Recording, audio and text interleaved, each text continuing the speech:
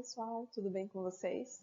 Eu me chamo Ana Laura D'Amico, estou muito feliz por ter sido convidada para participar do primeiro Congresso Nacional de Medicina Veterinária Online e estou mais feliz ainda por você ter escolhido assistir essa palestra.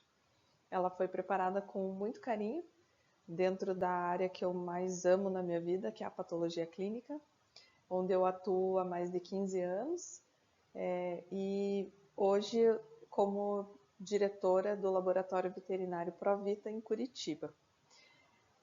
Vamos dar início então e para escolher o tema, né, e montar essa palestra, eu fiquei pensando muito nas dúvidas dos clientes no dia a dia. Então aqui no laboratório, quando um cliente liga, o que ele quer discutir, o que ele tem dúvida, e é senso comum que os exames mais especializados ou que envolvem altas tecnologias geram muitas dúvidas, mas também geram poucos exames, né? Então, um exame lá que a NASA faz é uma vez no ano que o veterinário vai pedir. Aí ele tem várias dúvidas porque ele não conhece tanto sobre o exame e acaba nos ligando. Mas o principal, o que me gera bastante, assim, curiosidade é quando os veterinários acabam solicitando para nós do laboratório auxílio na interpretação de exames rotineiros. Então, por exemplo, o hemograma, que foi o exame que eu escolhi falar hoje. O hemograma que é o exame de triagem, é o exame considerado mais básico de todos. Eu falo básico porque ele de básico não tem nada. Ele é um exame extremamente completo e complexo, né? Ele gera ainda muitas dúvidas na interpretação e para quem não tem dúvida, quem interpreta bem, talvez repense, será que eu realmente estou sabendo tirar o máximo de informações desse exame de triagem? Então, essa palestra é voltada assim até para uma autoavaliação, para você avaliar o quanto você conhece sobre um exame de rotina e o que você poderia fazer para aprender mais e se aprofundar mais, porque eu garanto para vocês que de básico o hemograma não tem nada. Beleza?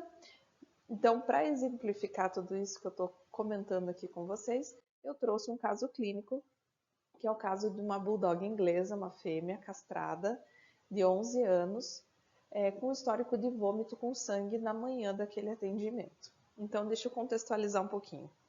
Essa bulldog era, assim, a filha da família. Então, super bem tratada, super bem cuidada, os tutores sempre muito atenciosos, muito próximos dela, apesar dela ficar bastante no quintal e dentro de casa, eles saíam constantemente com ela, comia super bem, estava sempre vacinando, pet shop, veterinário, então bem atenciosos mesmo.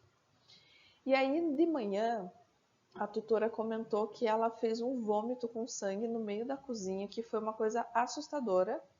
Colocou ela no carro e levou na clínica veterinária. Chegando na clínica veterinária, que era a nossa parceira, ligou aqui no laboratório, a veterinária ligou no laboratório para questionar sobre exames que avaliam a hemostasia, a coagulação sanguínea. Então, pensando em um possível distúrbio de coagulação, ela queria saber que exames ela poderia enviar para o laboratório para pesquisar um distúrbio hemostático. E aí, enquanto eu estava no telefone com ela se desesperou, ela falou, só um pouquinho, Ana, peraí. Porque ela olhou para a gaiola da internação e a cadela estava nesse estado. E aí ela se desesperou, falou, meu Deus, Ana, é muito sangue. Pelo amor de Deus, ela vai morrer, o que eu peço, o que eu faço? Eu falei, calma, aguenta aí, aguenta as pontas, segura as pontas que eu estou chegando. E era uma clínica muito nossa parceira, uma veterinária amigaça, próximo do laboratório. Eu entrei no carro e fui para lá. E aí, chegando lá, falei, calma, vamos examinar ela, como que ela tá, frequência, né? Considerando assim que poderia ser um paciente em urgência. Então, vamos avaliar ela, exame físico e tal, e calma. Beleza. Então, a gente consegue perceber um alto volume de sangue, sangue vivo, de fato, e ela vomitou, né, assim, em jato, toda essa quantidade de sangue, foi bem assustador. Eu falei para ela, bom, vamos manter a calma e começar pelo começo. Exame mais básico de todos, exame de triagem, hemograma e bioquímicos vêm juntos, mas hoje a gente vai falar do hemograma. Então, voltei para o laboratório com o hemograma dela e aí nós temos esse resultado. Então, no hemograma, sempre vai vir aqui por primeiro a parte de série vermelha, a quantidade de proteínas plasmáticas, a série branca e a avaliação de plaquetas. E aqui, por último, as considerações do patologista para você clínico. Então, batendo o olho aqui no hemograma dela rapidinho, que é como vocês costumam fazer no dia a dia, a gente consegue perceber que realmente ela tem uma anemia, então era esperado uma anemia frente a toda essa hemorragia. Proteína plasmática está levemente diminuída comparado aqui com o valor de referência. O que isso quer dizer, muitas vezes vocês simplesmente passam por cima, então eu também vou passar por cima. Ah, está um pouquinho baixa, tudo bem, então releva. Daqui a pouco a gente vai interpretar e extrair o máximo de informações, tá? Eu estou só fazendo como normalmente os veterinários fazem no dia a dia. Daí aqui chegamos na série branca, que fala assim, tem um pouquinho de leucocitose, então o neutrófilo está alto, nada demais, linfócito está normal, monócito está um pouquinho alto, célula de defesa está um pouquinho aumentada, nada demais, putz, a plaqueta está baixa. Está um pouquinho baixa, não muito, mas a plaqueta está baixa, por isso que ela está sangrando. Então, tem anemia, tem trombocitopenia, um pouco de leucocitose, garanto para vocês que 99% dos veterinários iam considerar isso aqui um quadro de hemoparasita. Hemoparasita e doxiciclina, né? Iam pensar em, lógico, deixar em observação, talvez ainda não ia precisar de uma transfusão sanguínea, mas iam deixar talvez 24 horas, 48 horas em observação, mas iam iniciar dox e vai para casa. Então tá. Agora a gente vai começar a extrair mais informações desse mesmo hemograma. Alguns poderiam considerar também uma intoxicação, né, já que teve um quadro ali de hemorragia muito rápida, quadro agudo de hemorragia, né? Então poderia considerar também uma intoxicação por alguma coisa, tá? Então, assim, 99,9% dos veterinários provavelmente teriam esse pensamento. Se você tem outros pensamentos, fico feliz, acho excelente, mas na grande maioria acredito que seria mais ou menos isso, tá? Mas de qualquer forma, independente do que você pensou, vamos puxar mais, Olhando um por um, vamos começar com o eritrograma, ampliei. No eritrograma, a gente consegue verificar que os 3 primeiros parâmetros, eles estão abaixo do valor de referência. Eritrócitos, hemoglobina e hematócrito. Então, quando esses 3 estão baixos, isso aqui é uma anemia. Ok, até aqui tudo bem. Mas a gente consegue também tirar mais uma conclusão. Essa anemia aqui, ela não é uma anemia leve, né? A anemia leve é quando o hematócrito ele está menor do que 37, mas ele não vai ultrapassar 27, 25 no máximo. Então aqui a gente já tem uma anemia moderada, tá? E eu percebo também que os índices VGM e CHGM estão alterados. VGM está alto e CHGM está baixo. Isso aqui quer dizer alguma coisa. 17 metarrubrócitos. Quem são os metarrubrócitos mesmo? Não lembro exatamente, mas querem dizer alguma coisa. E aqui nas observações, moderada anisocitose, policromasia, corpúsculos de Raul-Joly. Tudo isso quer dizer coisas. O que tudo isso quer dizer? Vamos revisar?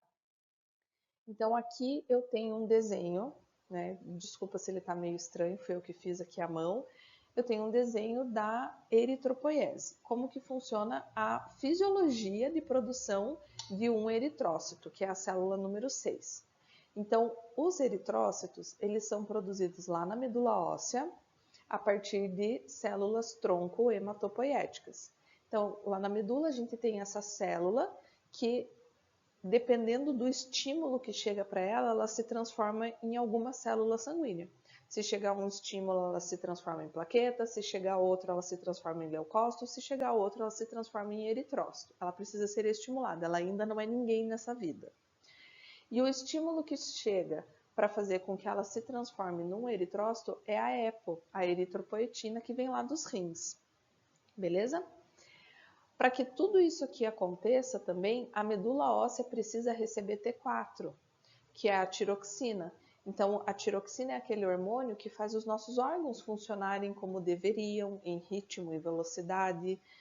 Quando um paciente tem deficiência de tiroxina, que é no hipotireoidismo, todos os órgãos dele funcionam mais devagar, funcionam mais lentos, né, com mais calma. E a medula óssea também. Então, a medula óssea, tendo células-tronco, tendo tiroxina, recebendo eritropoetina, vai iniciar a sua produção de eritrócitos de forma eficaz. Beleza?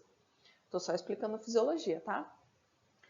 Quando essa célula-tronco, então, ela é estimulada pela eritropoetina, ela se transforma nessa célula grandona aqui, que é o eritroblasto, uma célula grande com núcleo grande, que ao passar do tempo, depois de 48 horas, sendo bem nutrido por B12 e B9, B12 ácido fólico, tá?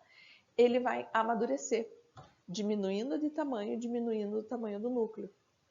Depois de mais 48 horas recebendo B12, recebendo B9, o número 2 amadurece, diminuindo mais de tamanho celular e nuclear. O número 3, depois de mais 48 horas sendo bem nutrido, ele também diminui de tamanho, diminui o tamanho do seu núcleo. O número 4, que é o metarrubrócito. Ó, fica ligado, metarrubrócito. Novamente, depois de 48 horas, diminui de tamanho e aqui eu tenho fragmentação do núcleo. Então, eu tenho só uns resquícios nucleares ali dentro. E esse aqui é o reticulócito.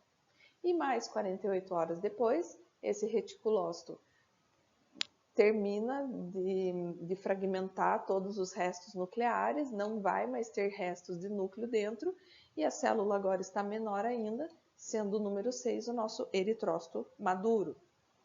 Outra característica do eritrócito é que ele é uma célula preenchida por hemoglobina, que é esse vermelho que está aqui dentro. É totalmente preenchido por hemoglobina, só não tem ali na região central, porque é uma região côncava, né? O eritrócito é uma célula com concavidade, então aqui no meio não cabe hemoglobina, mas em volta ele é gordinho, como se fosse uma borda de uma pizza, cheio de hemoglobina, tá? E aí vem os pontos chaves da interpretação. Vejam só comigo. Percebem que o número 6, ele já sai da medula óssea pronto, cheio de hemoglobina, ok? Essa hemoglobina, ela só é produzida dentro dele quando ele deixa de ter núcleo. Enquanto tiver núcleo, não se inicia a produção de hemoglobina. Após a perda do núcleo, é que começa a produção de hemoglobina dentro dessas células. Então, é por isso que o número 1 não tem nada vermelhinho dentro, porque não tem hemoglobina. Por que a hemoglobina aqui, parênteses, por que ela está sendo mostrada aqui para vocês como na cor vermelha? Porque a hemoglobina é vermelha, ela tem íon de ferro. É ela que dá a cor vermelha ao eritrócito, tá? Então, fecha parênteses. O número 1 não tem hemoglobina, o 2 não tem hemoglobina, o 3 não tem hemoglobina, o 4 não tem hemoglobina. Por quê? Porque eles têm núcleo. Perdeu o núcleo do metarrubrócito para o reticulócito, inicia a produção de hemoglobina. Então, o reticulócito tem um pouquinho de hemoglobina dentro. Até que o número 6 tem o máximo de hemoglobina que cabe dentro dele. E aí ele vai para a corrente sanguínea. Beleza? Essa é a fisiologia. Então, para que eu produza os meus eritrócitos de forma fisiológica, eu tenho que ter uma medula óssea ativa com tiroxina, eu tenho que ter uma medula óssea com células-tronco, em volume de células-tronco, com uma celularidade legal. Eu tenho que ter células-tronco sendo estimuladas por eritropoetina e eu tenho que ter nutrição, nutrientes. além da B12 e da B9, que são importantes para o amadurecimento celular, eu também preciso de ferro como nutriente apenas nas fases finais, porque o ferro participa como nutriente importante para a produção da hemoglobina e não para o amadurecimento celular. Joia? Beleza, entendemos tudo da fisiologia. Agora a gente vai falar de um paciente com anemia. Quando vocês estiverem com um paciente com laudo de anemia detectada ali no hemograma, o que vocês precisam se questionar é: será que essa anemia é regenerativa ou não regenerativa? É essa classificação de anemia que permite com que a gente busque a causa da anemia. Não é que permite, mas facilita que a gente defina a causa avaliando a classificação da anemia. Nesse caso em específico, é muito claro para nós saber por que ela está anêmica, porque ela está sangrando ali, então justifica. Mas eu garanto para vocês que no dia a dia podem aparecer milhares de pacientes com anemias que não estão sangrando. Então nem sempre é tão simples, é tão visível, é tão impactante. Então façam esse passo a passo sempre. Detectou a anemia, agora eu preciso classificar ela como regenerativa ou não regenerativa. O que seria uma anemia regenerativa? A anemia regenerativa é aquela em que houve uma queda no número de eritrócitos na corrente sanguínea e a medula óssea está respondendo a esta queda. Então ela percebeu, ela entendeu e ela responde. Ela responde de que forma? Ela responde agilizando esse amadurecimento celular. Ela fala: galera, estão precisando de eritrócito, não dá para esperar 48 horas por etapa aqui. Vamos lá, conseguem amadurecer aí em 42, em 40, em 36, em 30 horas? Então, ela agiliza o amadurecimento. E segundo, chegou aqui no número 5, reticulócito, ela fala: meu filho está quase pronto. Então já vai indo para a corrente sanguínea que estão precisando. Ela não espera chegar até o número 6 para liberar na corrente sanguínea. Ela começa a liberar eritrócitos mais jovens no sangue. Chega um ponto que ela já liberou vários reticulócitos, número 5, vários, e aí ainda está percebendo que está caindo, continua caindo. O que ela fala? Número 4, tua vez. Metarubrócitos, vocês precisam ir para a corrente sanguínea porque tá feia a coisa. E assim sucessivamente. Isso é uma anemia regenerativa. Anemia não regenerativa é quando não há resposta da medula óssea. Ou seja, houve uma queda na quantidade de eritrócitos na corrente sanguínea, mas a medula óssea não acelera. E ela não libera eritrócitos jovens. Ela continua produzindo no seu tempo normal, espera chegar até o número 6 e libera só os adultos que ela conseguiu produzir para a corrente sanguínea. Isso é uma anemia não regenerativa. Às vezes dá uma impressão que uma é melhor, uma é pior, mas isso é só do ponto de vista de classificação, para a gente definir causa. Existem causas melhores e causas piores dos dois lados, tá? Então realmente é uma impressão. Vamos lá. Uma das formas de a gente fazer essa classificação é pelos índices que eu mostrei no slide anterior, o VGM e o CHGM. VGM significa volume globular médio. É um índice que está relacionado com a avaliação do tamanho médio dos eritrócitos na corrente sanguínea. E o CHGM, ele é um índice que significa concentração de hemoglobina globular média. Concentração de hemoglobina. Ele avalia a cor média dos eritrócitos, o quanto de hemoglobina esses eritrócitos estão carreando na corrente sanguínea. Tá? Então, esses são o VGM e o CHGM. É uma das formas que a gente utiliza para classificar a anemia.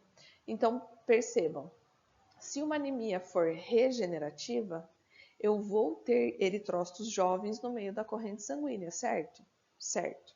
Então, eu colhi o sangue do paciente, ali naquele sangue tem tanto eritrócito adulto quanto jovem, eles estão misturados, beleza. Quando eu vou avaliar o tamanho médio dos eritrócitos, eu vou estar avaliando tanto adultos quanto jovens. Então, o tamanho médio vai dar acima do valor de referência. Por que acima, Ana? Não entendi.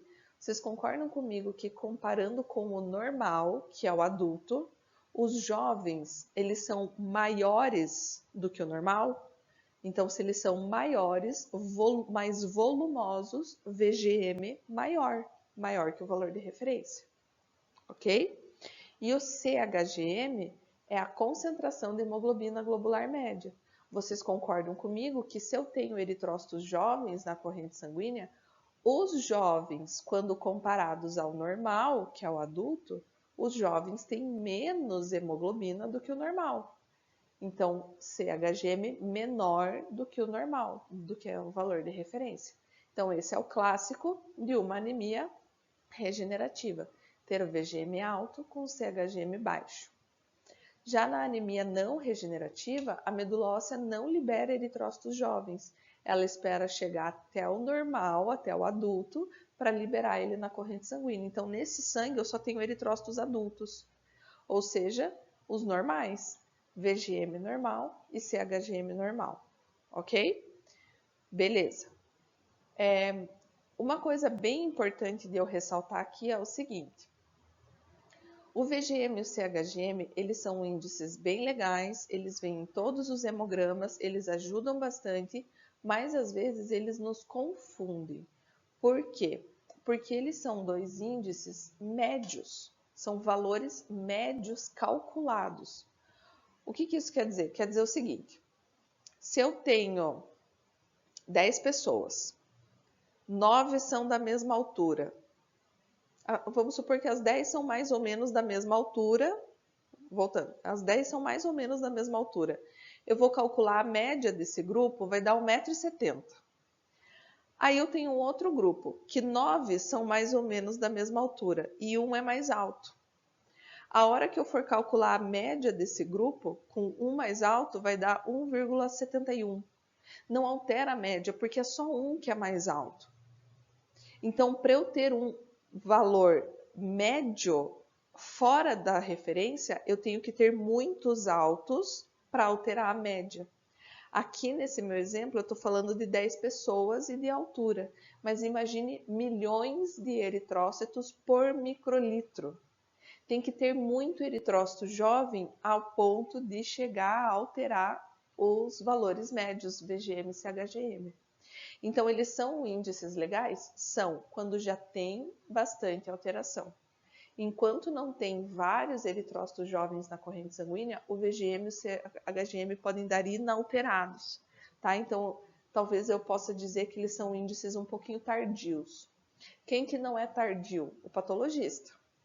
O meu olho, a hora que eu bato o olho num grupo, eu consigo ver que tem um mais alto do que os outros 9.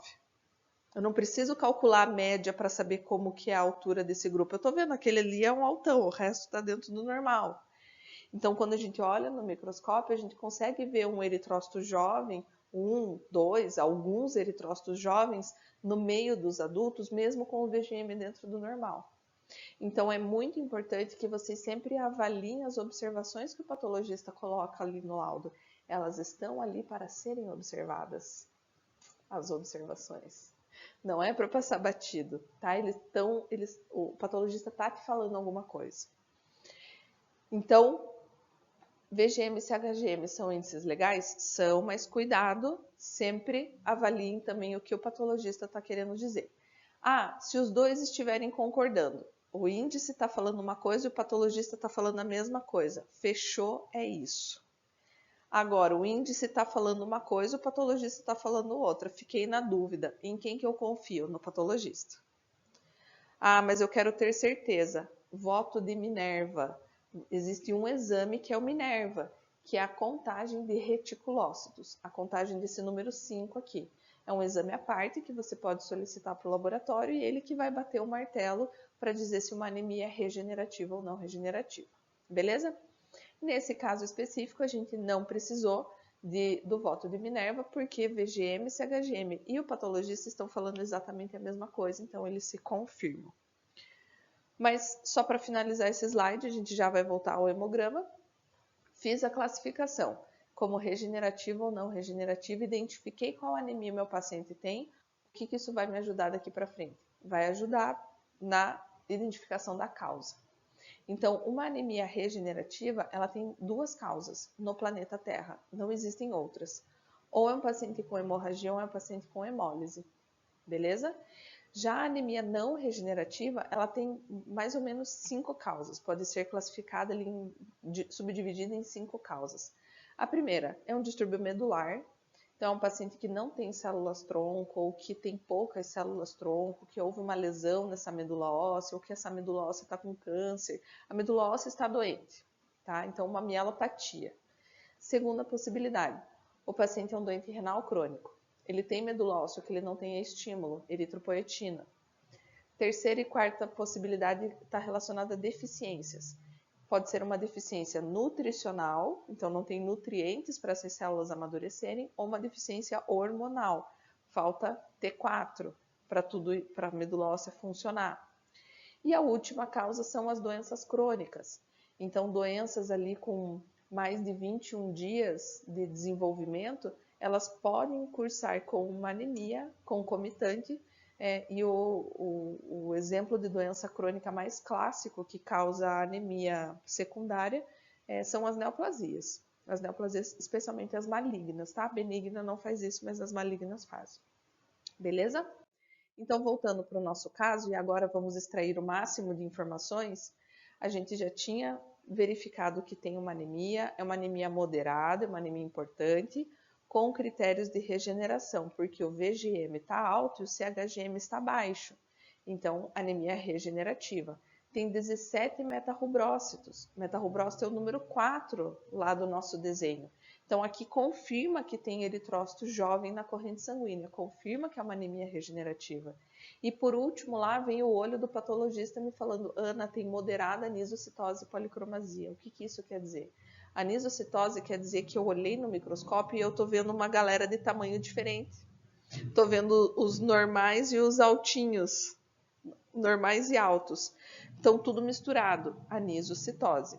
Policromasia, eritrócitos de cores diferentes. Se eles têm cores diferentes, é porque eles têm concentrações de hemoglobina diferentes. Então, mas tudo isso está me confirmando que realmente é uma anemia regenerativa, beleza? Chegamos nesse ponto. A anemia regenerativa só possui duas causas, que são hemorragia e hemólise, como a gente já tinha falado.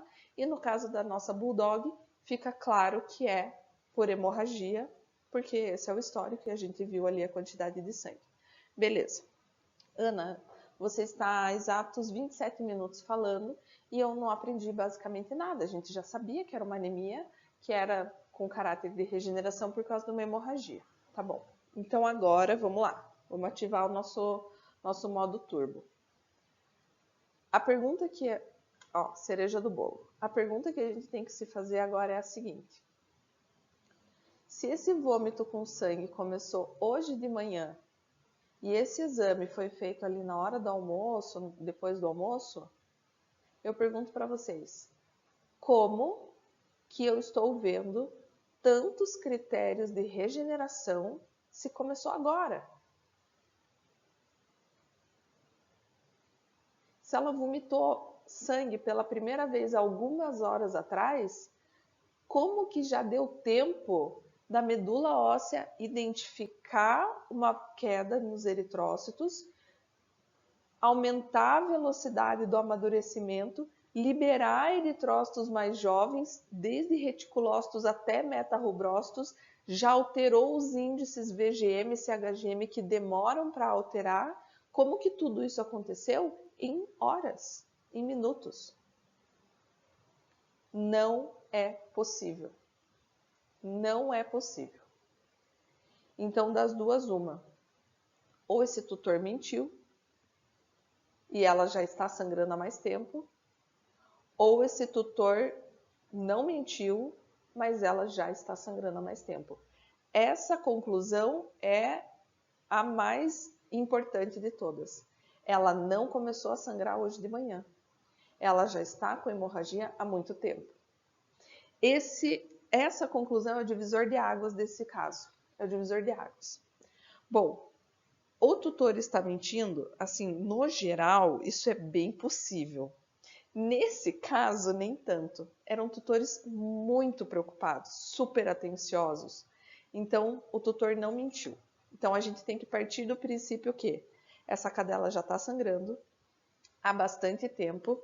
Eu diria, não tem muito como a gente prever, tá? Eu vou falar pelo feeling, assim, do dia a dia, mas eu diria por esse hemograma que, pelo menos ali uma semana ela já está sangrando. Pelo menos. Então, ela já está sangrando, mas ele não tinha visto. Como que um tutor não vê vômito com sangue? Não tem como não ver. Então, o que eu penso? Ela está sangrando de uma forma que ele não viu, que ele não veja. Faz sentido, então, que pensar o seguinte, tudo isso eu estou aqui concatenando, tá? Estou filosofando, mas fazendo sentido. Faz sentido que ela já está sangrando há muitos dias, só que ela sangrava pouquinho.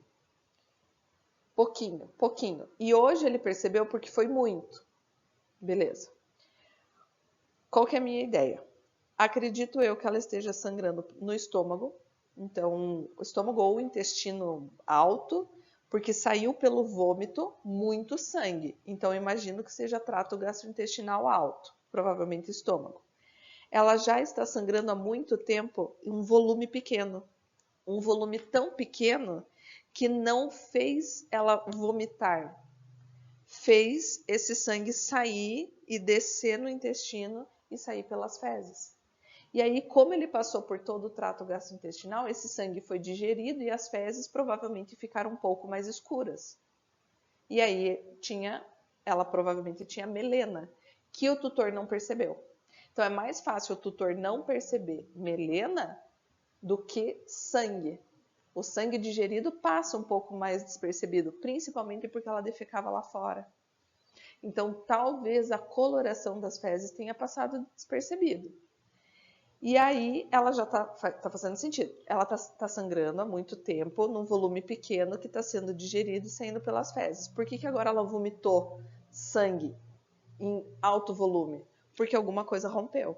Alguma coisa mudou, rompeu, começou a sangrar muito e aí saiu. Então, aquela minha primeira avaliação, pensando em hemoparasita, agora eu já não penso mais em hemoparasita. Eu penso em algum rompimento, rompeu alguma coisa dentro desse estômago. Eu, assim, apostaria todas as minhas fichas em câncer, né? Uma neoplasia no estômago que rompeu. Pode ser uma úlcera? Pode ser uma úlcera. Não sei se uma úlcera sangraria tanto assim, mas pode ser. Eu ainda acho que é câncer. Então, todas essas conclusões que eu estou tirando aqui, eu fui fazendo esse passo a passo junto com a veterinária, tá? Eu estou contando para vocês, eu já sei o final da história, mas eu fui construindo toda essa história junto com ela e auxiliando ela no diagnóstico até chegar no final que eu ainda vou contar para vocês. Então foi uma construção tudo a partir da interpretação desse eritrograma de forma mais concentrada, mais focada, mais profunda. Olhar um hemograma e dizer, tem anemia, é muito raso, é muito superficial. Extraia mais informação, o hemograma está aí te dando a informação, basta você pescar. Vamos continuar de forma bem mais agilizada, porque o mais importante era o eritrograma de fato, ele foi o divisor de águas, mas continuando, a gente consegue ver então, voltando a olhar para a proteína plasmática, ela está um pouco abaixo do valor de referência, tá? É só um pouquinho, é só um pouquinho. Qual que pode ser a causa? Provavelmente a hemorragia. Pelo sangue, a gente também perde proteínas. Então, como ela está tendo hemorragia, as proteínas plasmáticas vão reduzir. O leucograma, o que a gente consegue perceber? Começando ali a avaliação dos neutrófilos, ela tem uma elevação de neutrófilos segmentados, sem elevação dos neutrófilos jovens, que são os bastonetes e metamielócitos. Então, isso aqui me indica que ela tem uma neutrofilia, sem desvio à esquerda, esse é o termo técnico que a gente vai usar nesse caso, e isso é muito comum de acontecer em quadros, em processos inflamatórios. Então, se tivesse ali o desvio à esquerda, se tivesse desvio à esquerda, eu já ia pensar mais num processo infeccioso, talvez bacteriano. Aqui eu já penso mais em alguma causa inflamatória. E aí, linfócitos e monócitos, eles são duas células que nos dão uma noção de tempo, tá? Quando os linfócitos estão dentro da normalidade e os monócitos estão acima do valor de referência. Então vamos lá. Num processo inflamatório, a primeira célula que vai para a batalha, a primeira célula que vai para a luta, é o neutrófilo. Né? Os neutrófilos são os que estão sempre agindo, é o soldadinho que vai para a guerra. Sempre tem mais um batalhão de neutrófilo para mandar, mais um batalhão, e eles vão e eles morrem, e vai mais, e vai mais. Neutrófilo está sempre em movimentação, mas ele é sempre o primeiro. Depois que já foram muitos neutrófilos, já morreu, já mataram, já estão limpando, já está vindo mais, depois que o negócio já está desenrolando, é que vem os monócitos. Então, o monócito é a segunda célula que vai atuar ali num processo inflamatório ou infeccioso, e ele é o grande limpador. Ele vai depois porque ele auxilia a limpeza do tecido, limpeza da área, da região, até fagocitando os neutrófilos que morreram anteriormente. Ele ajuda nessa limpeza, até remoção de corpos de neutrófilos, de corpos de bactérias, de protozoários, de fungos, enfim. Ele faz isso se transformando no macrófago, tá? Então, quando a gente fala de monócito no sangue, é aquela célula que quando sai do sangue e entra no tecido, se transforma, né, amadurece, se desenvolve, e aí o seu nome passa a ser macrófago, que é o grande fagocitador. Então, o monócito, ele nos dá essa ideia de que o processo inflamatório que a gente avaliou ali pelos neutrófilos, ele não começou agora. Ele não começou hoje, porque senão os monócitos ainda não estariam aumentados. Já faz dias que está rolando um processo inflamatório, ao ponto de agora já necessitar também de monócito. Então, ele vai me dar essa ideia de um processo inflamatório crônico, beleza? E por último, as plaquetas. Então, a gente consegue perceber que as plaquetas estão um pouquinho abaixo do valor de referência, como eu já havia comentado, mas eu garanto para vocês que essa trombocitopenia, essa queda de plaquetas, não é a causadora da hemorragia. Não é. Um paciente com 180 mil plaquetas, ele não sangra. Ele vai sangrar quando a plaqueta estiver abaixo de 50 mil. Sinal clínico de trombocitopenia é abaixo de 50 mil. Depende do paciente, 60, alguns 40, mas é próximo dos 50 mil que começam a aparecer epistaxe, equimose, petequia, hemorragias espontâneas, abaixo de 50 mil. Então, a hemorragia da paciente não é causada pela trombocitopenia, é ao contrário. Por estar sangrando, essas plaquetas que estavam dentro do normal, elas estão se aglutinando, formando agregados plaquetários para tentar parar esse sangramento. E aí elas estão sendo consumidas lá no local que está sangrando. Então, essa trombocitopenia é secundária à hemorragia. E é secundária ao consumo. Tá fazendo sentido? Então, resumo da ópera. O que essa paciente tem? Ela tem um processo inflamatório crônico que fez ela sangrar. Então, alguma causa, alguma doença inflamatória, acredito eu que em estômago, que não é de hoje, já faz dias que ela tem essa doença. Provavelmente rompeu, por isso que eu acho muito que é câncer, faz muito sentido ser câncer. Uma doença inflamatória crônica, há muitos dias, rompeu, fez uma hemorragia pelo vômito de forma aguda, mas uma hemorragia crônica, provavelmente pelas fezes, o que gerou uma trombocitopenia por consumo. Então, não, isso não é hemoparasita, isso não é intoxicação, foi exatamente o que eu falei para a veterinária, isso para mim é um câncer no estômago, pode investigar. E aí essa paciente fez um ultrassom, realmente tinha uma massa ali dentro do estômago.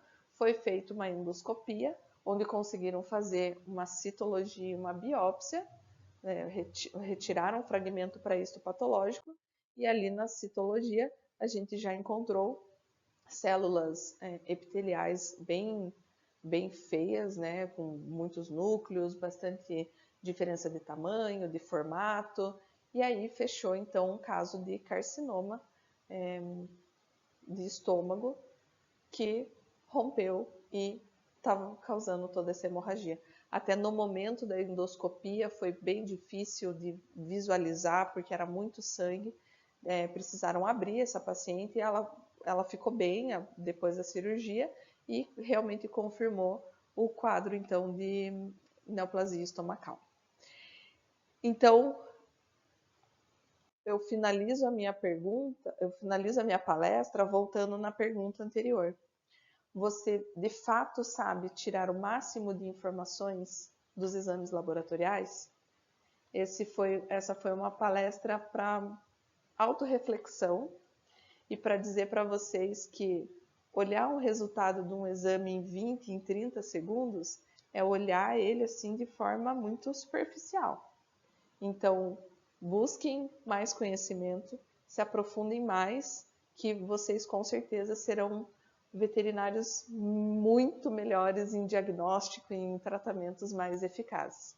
Estou aqui para ajudá-los nisso. O que vocês precisarem, deixo aqui os meus contatos. E muito obrigada pela atenção de vocês. Espero que vocês tenham gostado. Um beijo e até a próxima.